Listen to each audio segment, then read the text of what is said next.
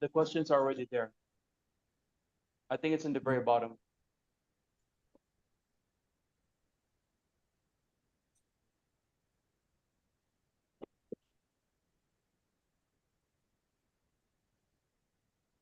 Yeah. Hello? Okay. Hang on. There's someone that's joining. Okay.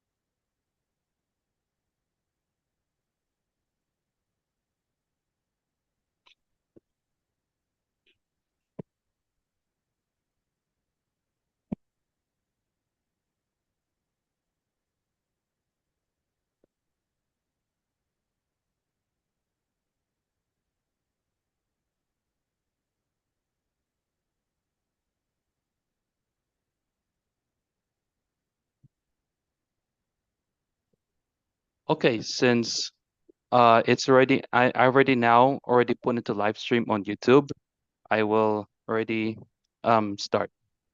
So, hi, my name is Joe Boban. I am a host at Phil TV Network, and welcome to a live stream on YouTube channel of Phil TV Network. So this forum here is a round table like forum here in Zoom of regarding about the situation in Nigeria coming from the Nigerian diaspora in the Philippines. Thank you for all joining, and you can say you can just say your first names, and you can just say that you're currently a student. We don't have to get the full details if you like, and then share your insights about what you know about the situation. And Emin, uh, well, just to a little side note, Emin is a graduate of a school that I went to. In fact, that we went to the same school, the same classes together. So, Emin, I will first start with you about to share your insights about the situation. Okay, thank you so much, Joe. My name is Eman. I'm now working as a supervisor in Sutherland. So there is a lot of issue, that goes on in Nigerian current political class, governance in general, not just in political class. So I really do not know where to start because there is like lot and lot of problem. But I'll talk about problem that specifically affect Nigerians that are living in diaspora. Okay. Like for example, if you're a student, you are very familiar with this about uh, like dollar rate, like the way dollar rate, increase like over the years. I believe when I was like when I first came into the Philippines, dollar was sitting at 4 to 5 pesos per dollar.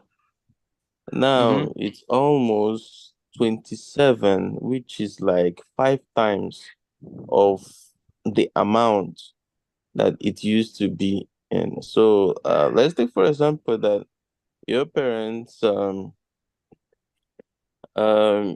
planned your education and have like a specific amount that they are expecting to spend on your education here in the Philippines or anywhere any country in the world.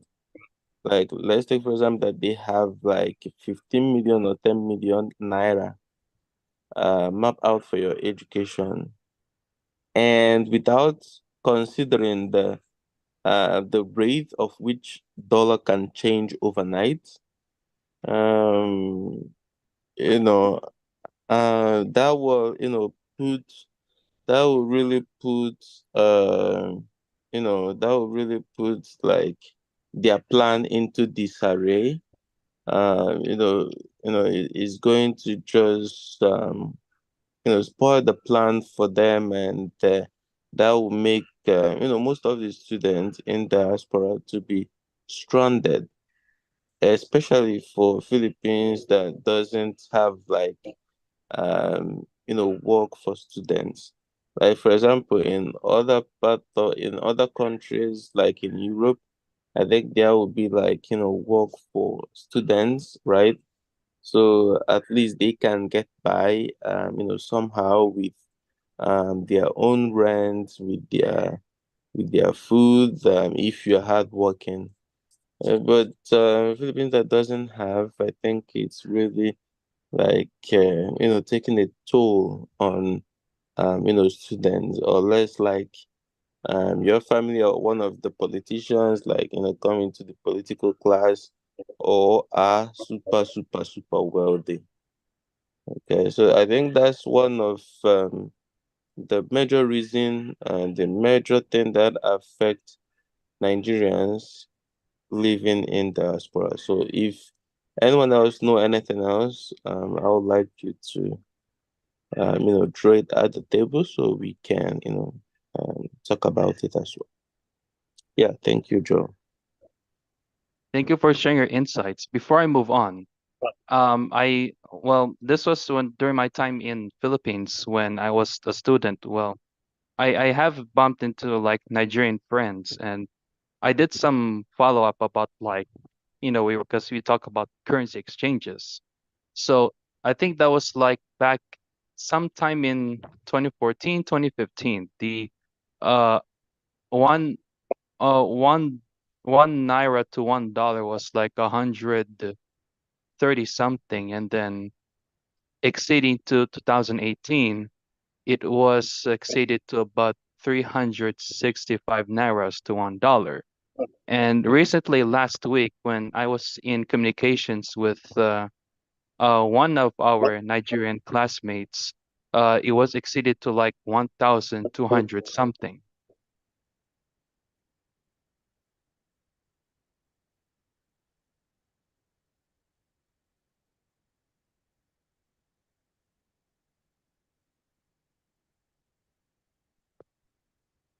You there? Yes, sir. Yes, I'm here. It seems like we have a new person. Hello, how are you?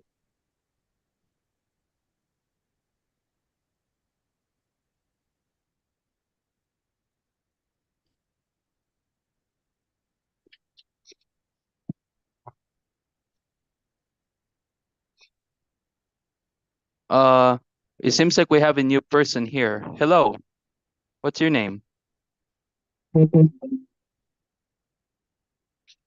Say it again.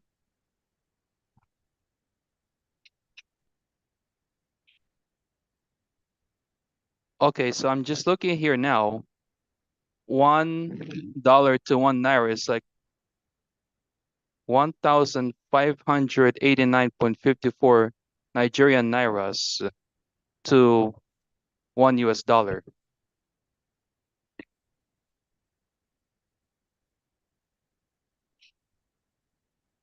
All right.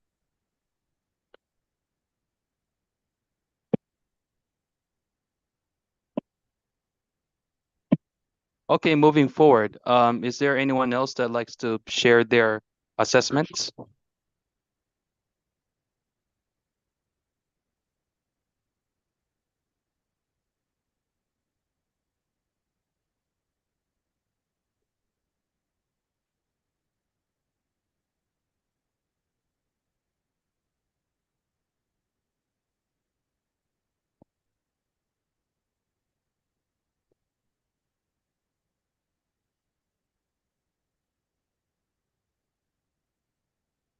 Hello?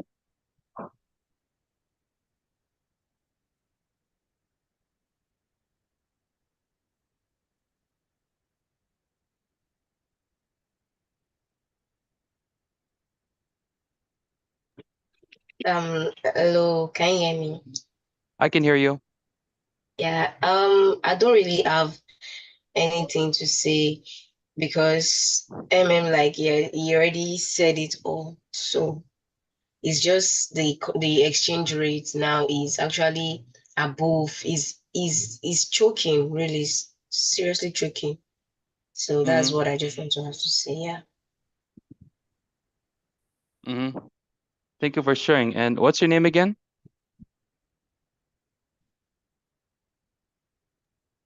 Yeah, my name is Favor. So I'm currently like I'm a student in the Philippines. Oh, So okay. yeah. Are you currently in Manila? Yes, yes, yes. I'm currently in Manila. Okay.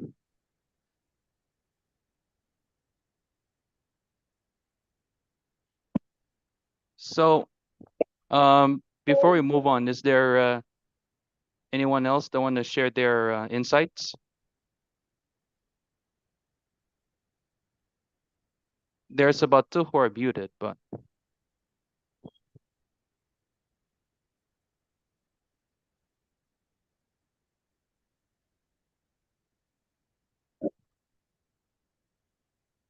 Hi, hello. hello. Yeah, it's clearly what Emma said. The exchange rate, there's Mm-hmm. a lot of inflation in Nigeria. It Mm-hmm. made the exchange rates from naira to dollar and also from naira to peso. It the exchange rate increases drastically daily, like every day it increases, and sometimes when it spikes up, it's just unexpected. And Mm-hmm. it can be a hassle, especially when you want to pay your school fees or when you have to pay your rent or stuff like that. And also it also affects your parents or those people in Nigeria, because most of us, it's our parents that sponsor us, so it affects them too over there. So kind of like trying to balance it when it affects them and then paying our school fees, trying to balance it is, so it can be a hassle. So Yes. uh, And what's your name again? Cosmas, Christmas? Cosmas. Oh, okay. Thank you, Yeah. Cosmas. So, for this, because there are viewers who might be watching this who don't know about what is transpiring in Nigeria, but you don't Yeah. have to explain a lot. But do you know what might have led to this economic destabilization in the first place? I really can't tell, but it all sums up to bad governance. Mm-hmm. Yeah, it all sums up to bad governance and the government making bad decisions. And will I say that they care less of the people and more of themselves? There's a lot of corruption in Nigeria too, with the Nigerian government embezzling a lot of money that's meant for us, and Mm-hmm. they dip it to their pockets. They take it for themselves, and it's all everything just makes Nigeria's economy crumble. Mm-hmm. Yeah, so it just sums up to bad government. Ah, okay. So did this start when the new president came last year, or did this happen within this year? It started when the new president came in last year because I remember the prices of fuel being hiked, like it spiked up immediate, like we in less than 24 hours he was in seat. In less than 24 hours he swore in. He removed subsidy in Nigeria. Unfortunately, I don't know all about the whole subsidy stuff because it's still confusing to me. But the decision did lead to a lot. I think that was when the inflation started because when the price of fuel hiked, then transportation prices also went up too. Same with feeding and everything. So it was last year when the new government was sworn in.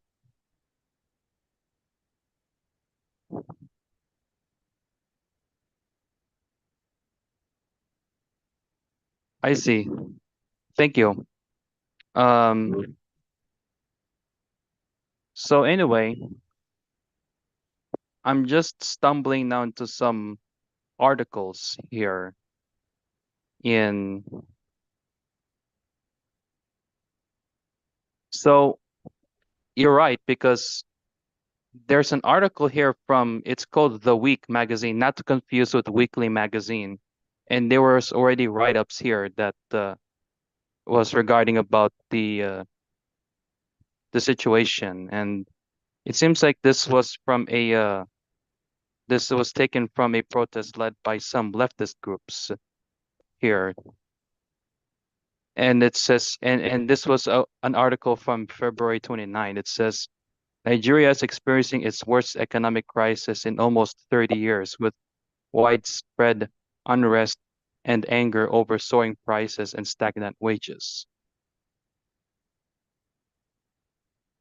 And then it says, in the continue, it says the annual inflation is nearing 30%, and the currency is in quote unquote free fall, says CNBC, prompting protests across the country over the weekend against government reforms.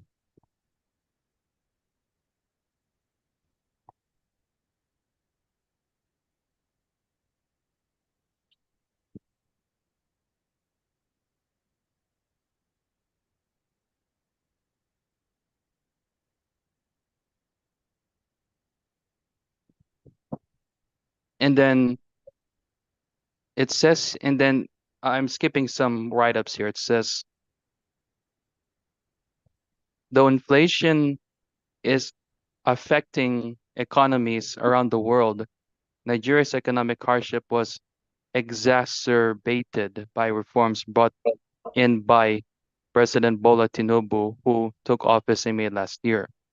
Nigerians have long paid some of the cheapest petrol prices in the world, thanks to subsidies, something the IMF, that's the International Monetary Fund, and other international pressure encouraged the new government to scrap and replace them with the quote unquote market-based pricing mechanism, said the Financial Times. Tinubu scrapped the fuel subsidy immediately after becoming president to general surprise, but plaudits from the international community, the paper said. In his attempt to embrace economic orthodoxy, he also removed the naira currency peg against the dollar. The president argued the subsidy was a huge drain on public finances, said the BBC, and that the money, 15% of the country's budget, could be better used elsewhere. Do you find any red flags in these write-ups?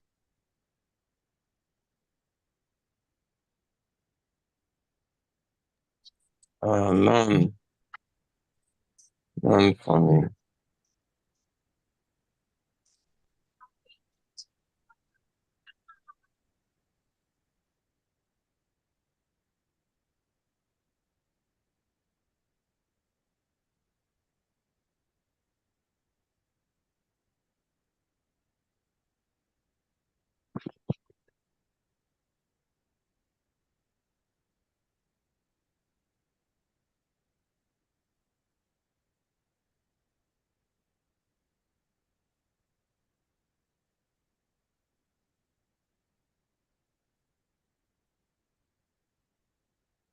So there's a write up here in Reuters.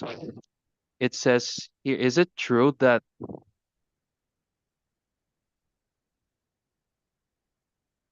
$40 is now about like 60,000 naira?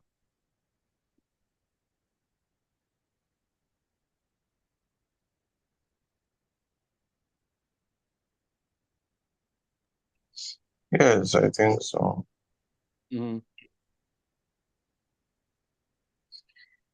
And so is the cost of living, prices of things got hiked up, and that the workforce, like, as for the minimum wage to be increased to, I think, 200,000, because the previous minimum wage is just 35,000, if I'm not mistaken, 35 or 38,000, which is not uh which is not even up to $20. Can you just imagine, like, Mm-hmm. someone getting paid $20 a month?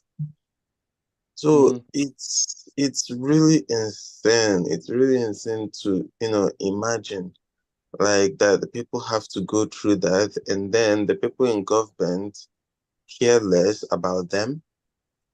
And the government incite, like, division among all the ethnic groups, um so that he can be able to separate them from the fact that they are the true enemy of the people, you Mm-hmm. know.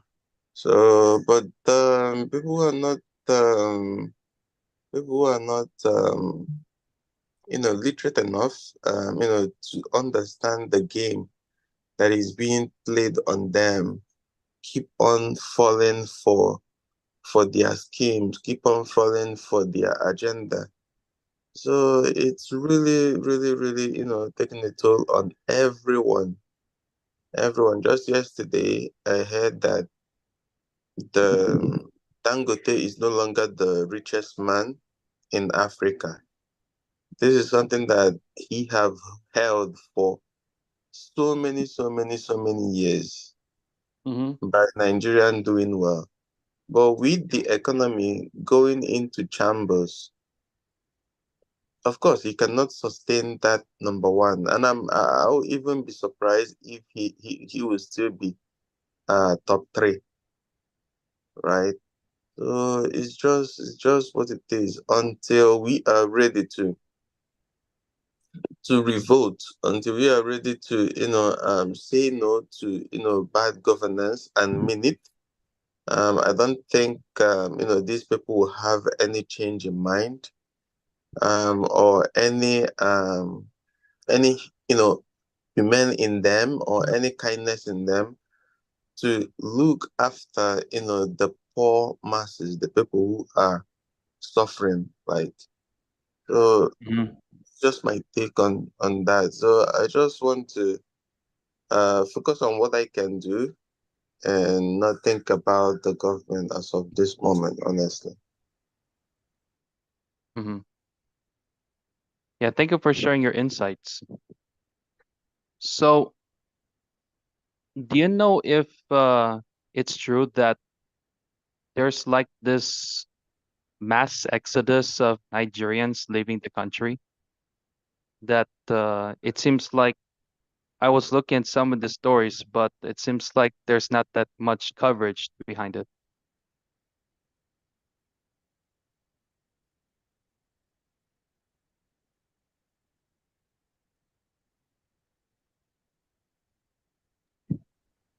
Yes, of course. If you think, like, Nigeria doesn't favor you, of course you're going to look for a country that will appreciate your talent, or you can, be able to succeed in.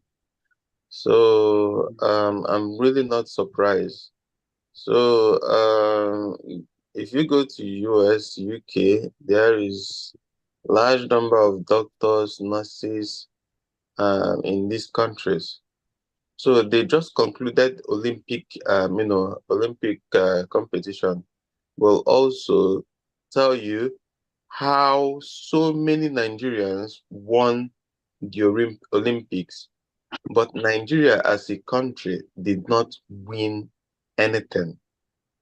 Why? These Nigerians are representing different country that they migrated to, they nationalized there, right? So you're going to be seeing a Nigerian name. You are for sure that this person have Nigerian father, Nigerian mother.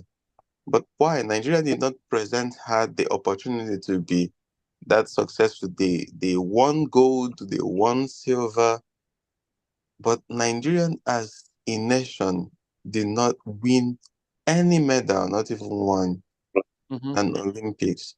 A country as big as Nigeria, and a country that has so much talent, in it, like it's really, to show you how poorly, we are preparing ourselves, how we don't take, how the government does not take the talents in Nigeria really seriously.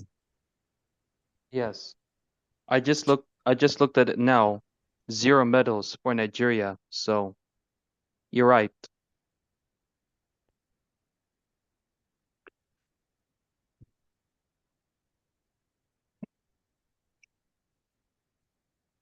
Whose whose name is ASM James? Can you hear me? Yeah, yeah, yes, yes, yes. Oh yeah. Oh, thank you. Thank you. Okay.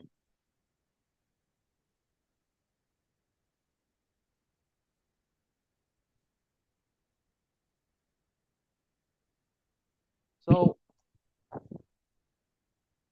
I know in Philippines there's been a lot of this leftist group that has so much coverage in the media in Philippines. But in Nigeria, are there like any of this protests regarding inflations that's been mostly been led by these left-wing groups? Like, have they been getting attention in the media?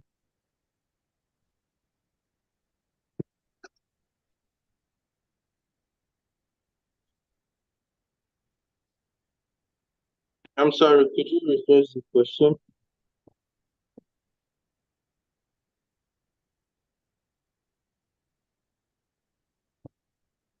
Okay,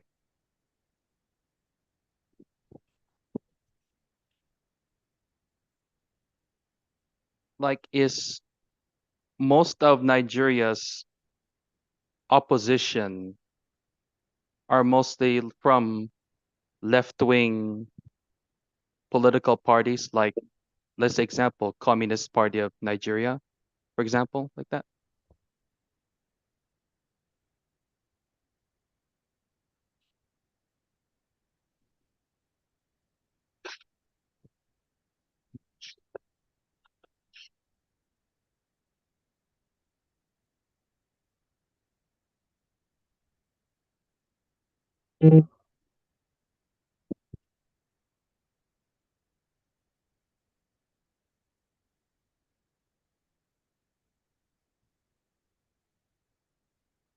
Yeah, I think there's an opposition party, like a communist party in Nigeria.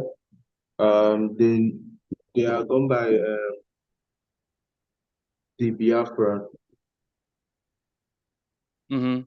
Yeah. Yeah, the Biafrans. I think they are the opposition in Nigeria.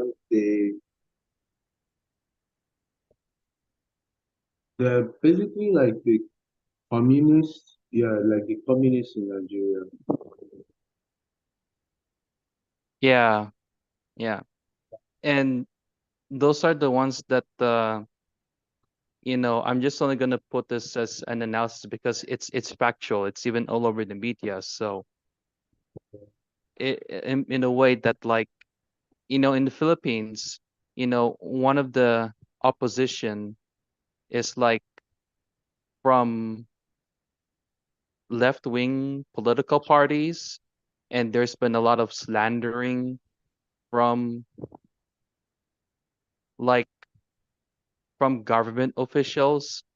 labeling them as like terrorists or rebels, even though that they're not aligned with these groups, but they're just voicing their concern and listening to and and listening out to what the masses really want and for better lives for them. So I think that's also the same thing with these groups in Nigeria, like what you mentioned. So anyway, there's somebody who came in whose name is DREI.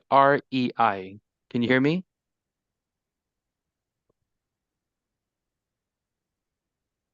Somebody's named Dre on Zoom Yeah, just bro, came it's through. Andrew. Can you hear me?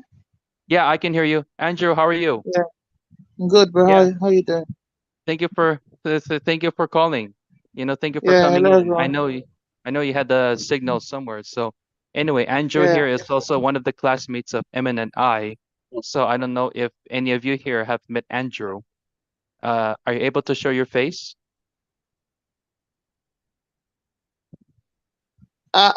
I'm not at home right now. I'm still on my way back. Okay, okay, okay. I'm just joining in. Yeah. Okay, easy. Yeah. So anyway, since some of them here have already shared their assessments and insight of Nigeria, so how about you, Andrew? What what have you heard so far, and you know, what is your assessments and insights to the current situation in Nigeria?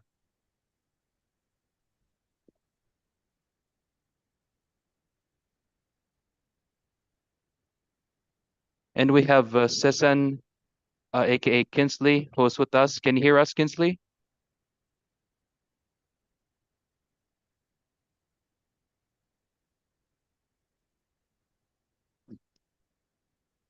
Are you okay there, Kinsley? How's your signal?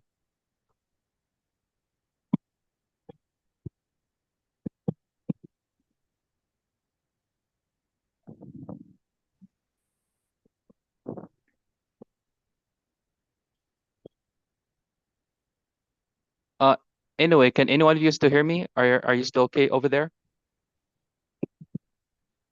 Yeah, I can hear you. Okay.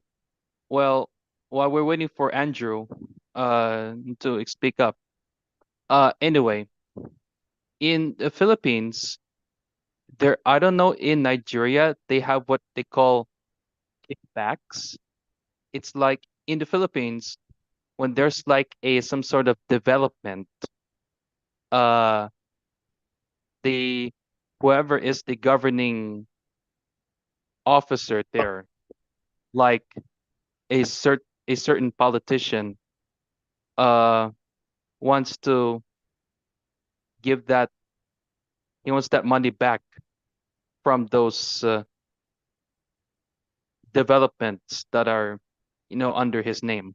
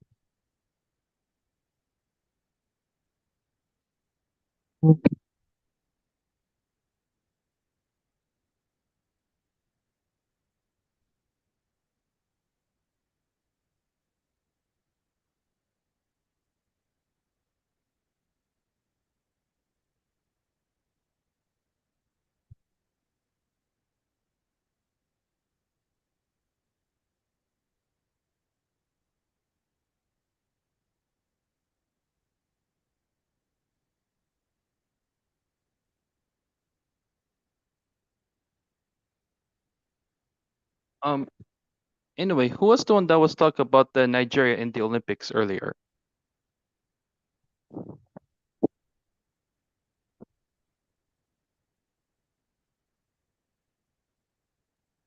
I did. Oh, okay.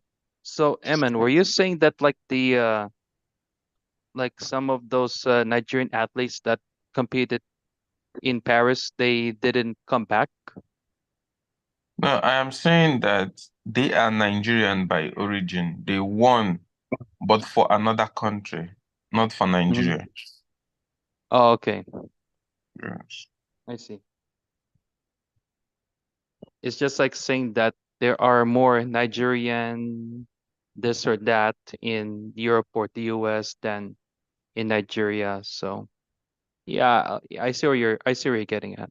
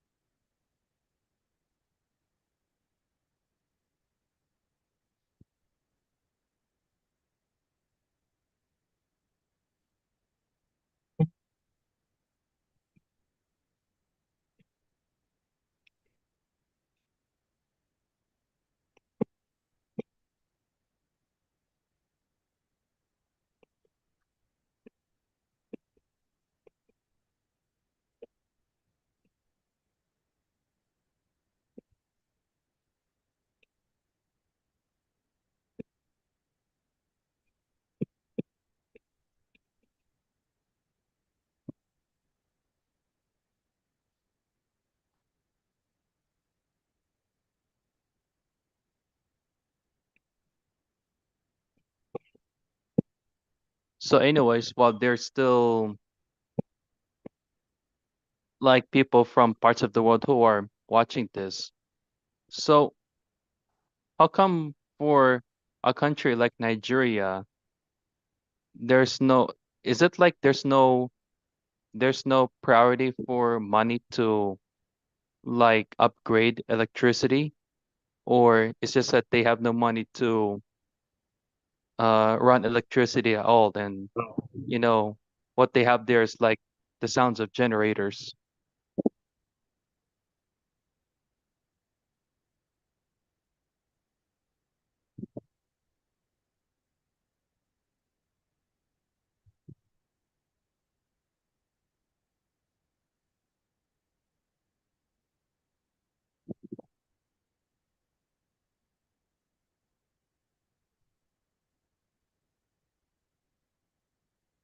Um, can you hear me? I can hear you. Yeah, so it's not that they don't have money to fix. The thing is that there is always there is no light at all. Because last year, was it last year, in my street alone, like I stay in Lagos, so in my street alone, there was no light for like 8 months. I don't understand. So that's why you see some people they on it's not like they don't have money to fix. They have the money to like get lights, but I think it's just their I don't know. I don't actually know seriously. But Is it some sort of they like maybe political favoritism? excuse me? Is it like a sort of like political favoritism for specific Yeah, races? That's why they don't wanna. yeah. Yeah, because I think like you know, there's that same trait is almost like in Philippines where uh there are roads where there are clean or neat, and there are roads that are like that are not like that are unstable. And some of the write-ups that I've read is that like one of the reasons why the roads are not fixed in spite of like local government's request to get that road fixed is because whoever is that congressman or governor in that district or province will not allocate funds to fix these roads because that local government official, like the barangay, is not aligned with the same group with whoever is the congressman or the governor. So I think that's probably what I I know what you're talking about there.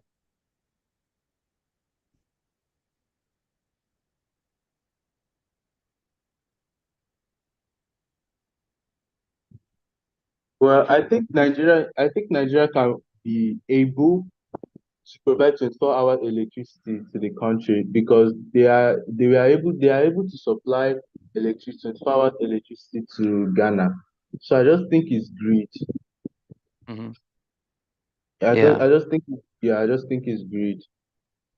And yeah. also I heard that some parts of Nigeria in some estates, some GRA that do have 24 hours. They do have Hmm. 24 hours.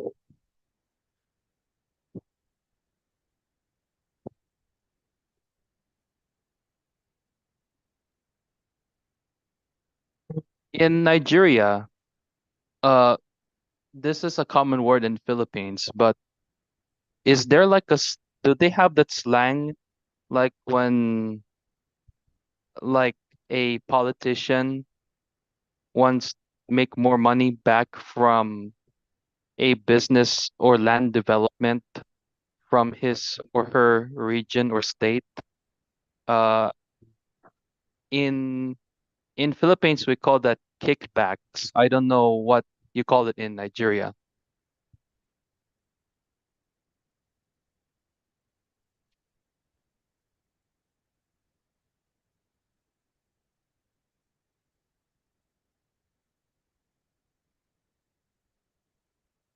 Well, I think in Nigeria we call that embezzlement because when they get into power, they tend to like make more money for themselves and try to regain the money they got during political campaigns.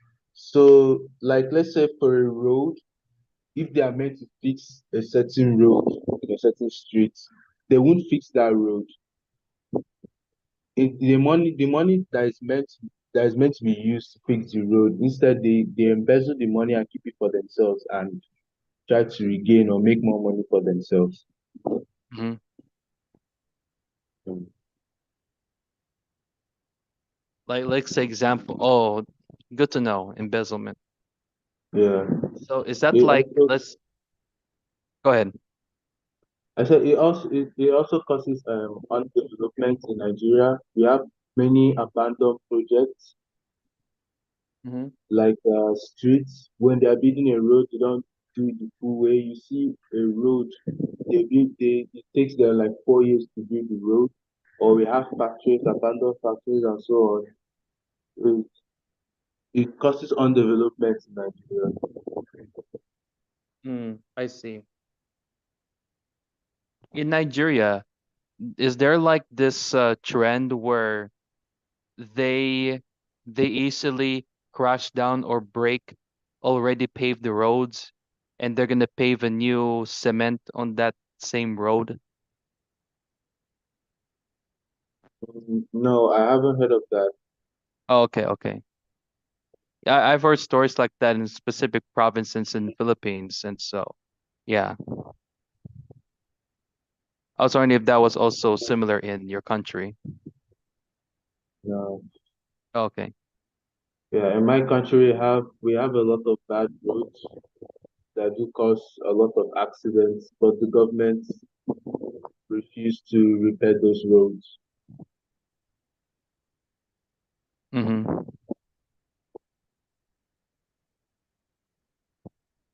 I think the only time you see Nigerian government something is towards the time for election.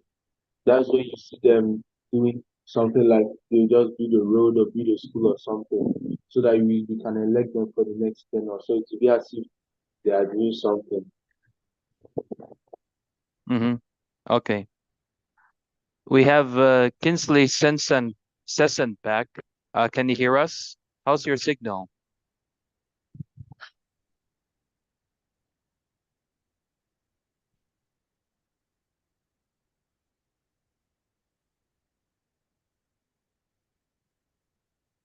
Kinsley, can you hear us?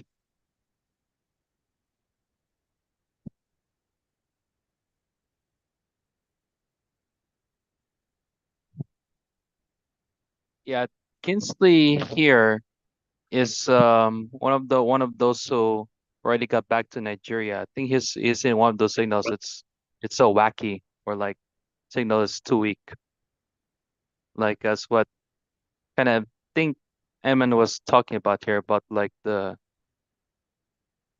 crazy weak signals in Nigeria.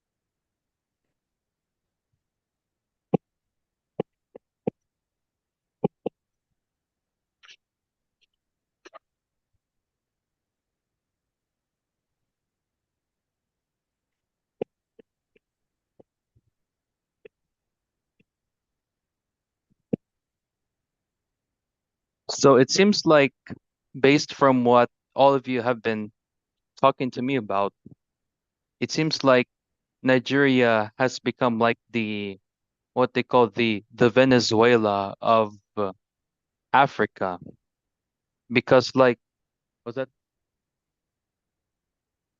because like back in 2017 until some of the United States sanctions were lifted, uh Venezuela Venezuela's currency to $1 was almost like raised to like 1 million to 1 billion. And I think ever since the sanctions, some of the sanctions were lifted, Bolivar is the name of the currency in Venezuela. It's now about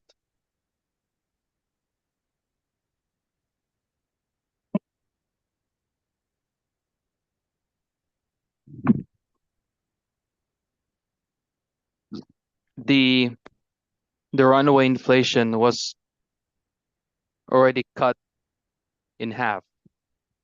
So it's now about 36 Venezuelan bolivars to $1. So I'm just sharing some of the comparisons and analysis here about like in comparing currency exchanges.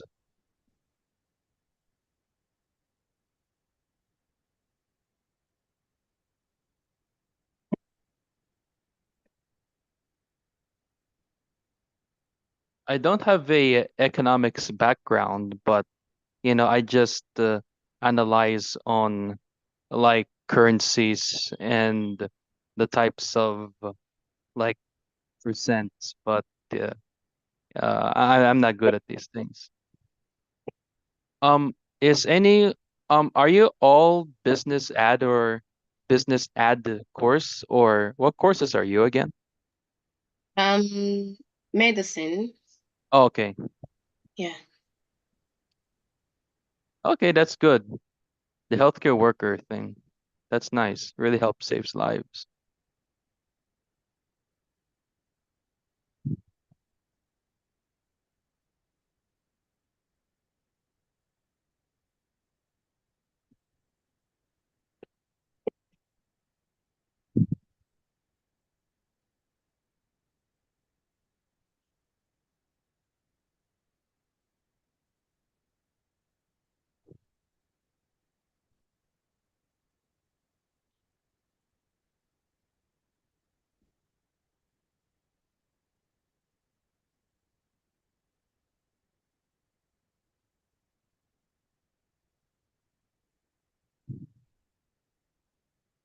So, anyways, thank you all for sharing some of your insights and based from some of these articles in yeah about Nigeria and contrast to what we've been hearing.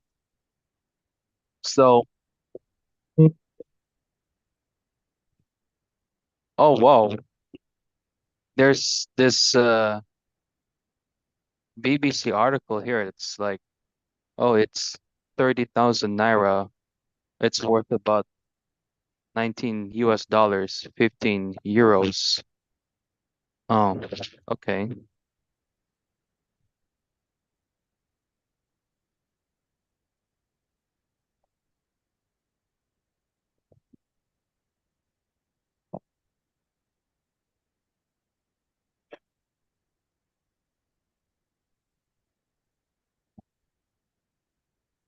But anyway, so I'm like while I wrap things up here for our first ever um Zoom. This is actually my first Zoom meeting, and those were some of the questions that I've asked, based on some of the researches and based from what all you guys have been telling me. And I just want to say thank you for being part of this program in raising your concerns and insights about the situation in your country. And anyway, there's really like a lot of things we could like share. Well, I'm a Filipino based here in the U.S. Actually, I am actually been based here in the U.S. Even though I was like I was a student there in Philippines where Emin and I used to go, especially Andrew, and we share like this insights about like you know the politics in Nigeria, the politics in Philippines, and so on and so forth. But like I know like the in I know like I'll put it this way.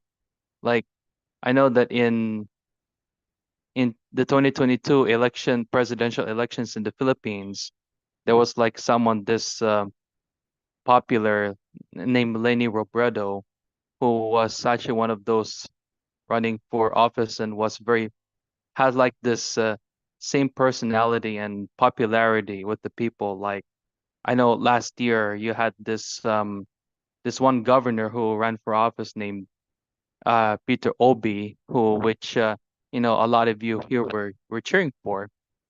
So with the same platforms and same progressive agendas, which you know me, I'm someone who's like a Bernie Sanders guy. So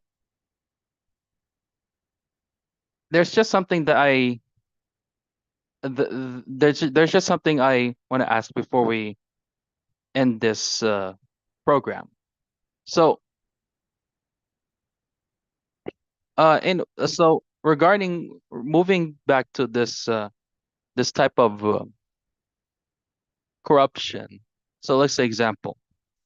Uh, whenever there's like a project by like let's say if it's the president or a governor or like the mayor, and they build like this let's say it's a 50-hectare feet like a stage theater or like a cultural center. And I don't know how much it would cost, but like in the end of the day, that's actual what actually comes out is actually part of what you in Nigeria would call embezzlement, but in Philippines we call that kickbacks.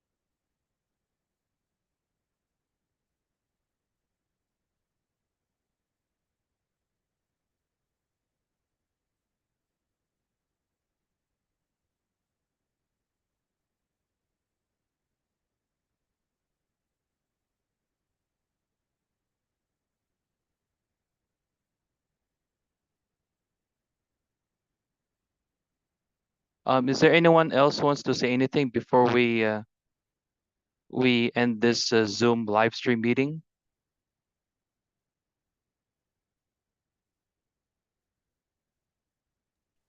I just want to say thank you for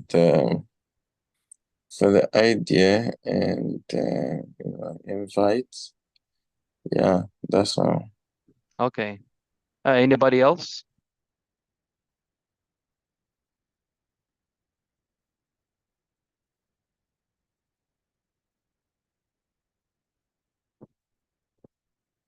Okay. Thank you for this wonderful roundtable Zoom meeting and a forum and discussing your concerns and insights and assessments regarding about the situation in Nigeria told by the Nigerian diaspora living in the Philippines, particularly in Manila.